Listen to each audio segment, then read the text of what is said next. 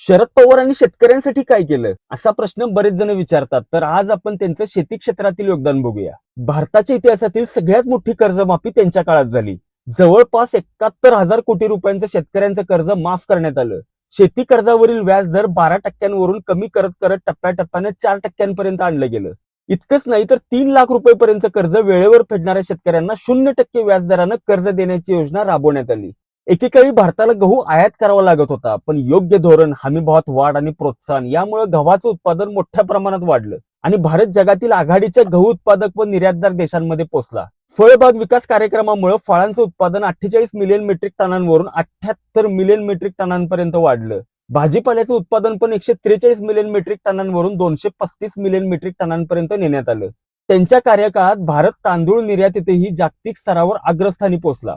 शेतकऱ्याला आपल्या कष्टाचा योग्य मोबदला मिळाला पाहिजे हा शरद पवारांचा ठाम विश्वास होता आणि त्यासाठी त्यांनी सातत्यानं प्रयत्न केले. त्यांचं कार्य आणि विचार पुढील अनेक वर्ष देशाच्या शेतीला दिशा देत राहोत हीच अपेक्षा आहे.